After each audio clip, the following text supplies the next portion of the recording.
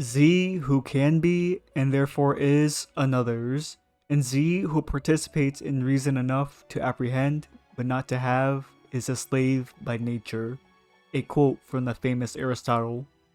Have you ever wondered what feats can the human race achieve, what heights they can reach, or what distances they can cross if we had just put the greatest minds in human history together to create something beautiful? Socrates, Plato, Alexander the Great, Confucius, and whatever other notable figures you can think of, all in the same room together discussing how to push our societies into the next generation. We would be able to revolutionize the entire world as we know it. Now, what if we were able to do the same thing but for the video game industry? Would we get a Bloodborne 2, or maybe perhaps a Red Dead Redemption 3? The possibilities are endless, and they all seem so far in the distant future that they feel unattainable within this lifetime. But what if I told you that you didn't have to wait for that day to come?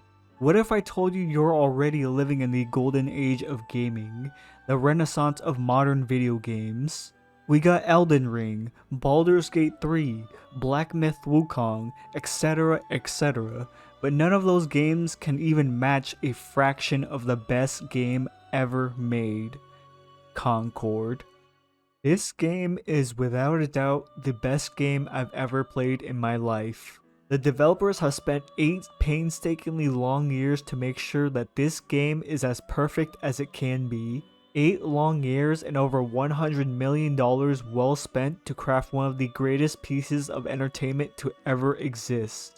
Every facet of Concord has so much love and care placed into it that you could tell that the developers know very well what the players want in their video games because they're true gamers just like you and I. This game has everything you could ever want in a masterpiece title, like the unique and exciting gameplay that puts every other first-person shooter on the market to shame, or the awe-inspiring visuals that even rival that of big-budget Hollywood films. And obviously, the best part about the game are the incredibly diverse and inclusive characters because my god are they the best designs that I have ever seen.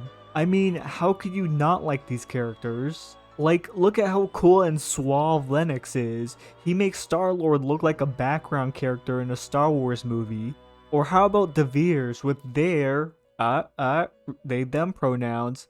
Us Concordians are diverse and inclusive here. And I love how their helmet design looks so badass and cool. This definitely could not have been made any better in any way, shape, or form. Or my favorite one, Imari. I mean, what's there not to like about her? The huge bulky armor meant to represent how she's a Ninja Turtle fan? Or how her lipstick color is a direct reference to when SpongeBob used Coral Blue No. 2 semi-gloss lipstick in episode 14 season 3, displaying that the devs are very well in tune with modern audiences. Concord has so much to offer in such a small little package, all for the low price of just $40. I myself have already spent $250 buying 3 deluxe editions of the game for me, my wife, and her boyfriend. I mean, why would you even want this to be free to play anyways? I mean, come on, don't tell me you're poor, are you?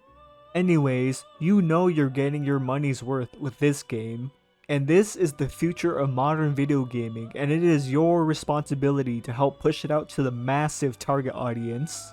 And don't be deterred by the supposedly low player count on PC because all of us conkers are playing on PlayStation, and there are lots of us on there. Also, don't listen to what those talentless freaks on social media have to say about our game because their opinions don't matter.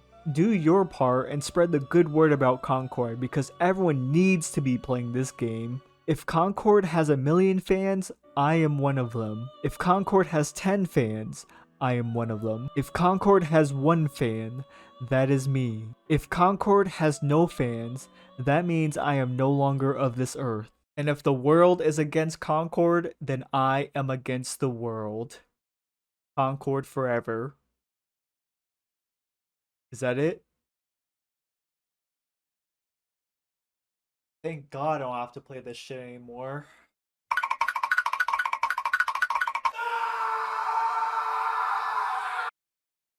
What, you're still here? Alright, let's talk about Concord seriously for a bit. You've probably seen all the news lately about Concord releasing to an astonishingly low player count on release day for a massive AAA title. I've actually never seen a failure this large within the AAA gaming scene before, even surpassing Suicide Squad for the biggest notable flop of the year, and that's pretty impressive. I don't know how you can manage to put all the most uninteresting and unwanted aspects of a bad video game into one poorly marketed product. I'm not gonna go over everything that's wrong with this game because I'm sure you've already heard people complain about all of the problems a million times already. Like the shallow and uninteresting gameplay that you've seen in literally every other first person shooter on the market, or the horrendous character designs that were made to target the quote unquote modern audience, which evidently doesn't exist because none of them showed up on release day. And now over a week after launch, this game struggles to even have 100 players playing on Steam. Over $100 million and 8 years of development time down the drain, and for what? Who at the Sony's executive office thought that this lame generic snooze fest was going to be a smash hit? This game gives off the vibe that it was made by people who have never been cool in their lives and have no idea what being cool even looks like. This game is the ultimate representation of the "how do you do, fellow kids" meme. Like, did nobody at the office stop for 1 second and think to themselves, wow, this looks kinda garbage? Everyone was telling the developers that they did not want this, but at that point it was already too late.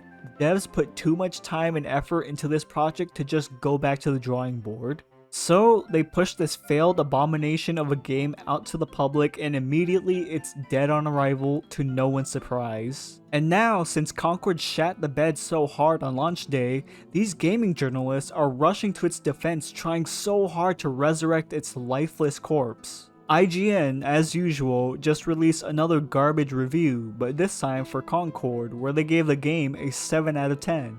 In what universe is this game a 7 out of 10? And it's obvious that IGN want to either completely avoid the main issues plaguing the game or massively downplay them. As competitive hero shooters go, this sci-fi contender from Sony plays it quite safe. Plays it quite safe, meaning that there's nothing original about Concord. Complete with immediately charming characters. Immediately charming characters.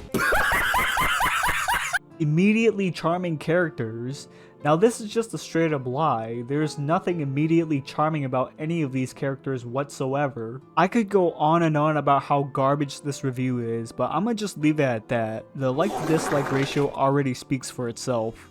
Now, to be honest, this isn't a bad game like Gollum is, because everything about it is competently put together, except for, you know, the character designs. But other than that, it's an average run-of-the-mill first-person shooter with no other unique qualities to it. The worst part about Concord is that it's aggressively mediocre, and these gaming journalists know it too. That's why they try their best to downplay that fact. Nobody wanted this game. It brought nothing unique to an already oversaturated market, the marketing was shit, it looks like shit, and it costs $40 when the other competitors are free to play. And at this point, going free to play is not going to save this dumpster fire because every facet of this game is a catastrophic failure on all levels. I'm gonna be honest, Concord deserves to die. So this is a deserved failure for Sony and Firewalk Studios. And hopefully this will make Sony reconsider their live service approach, because whatever this shit is, it's not working. Goodbye and good riddance.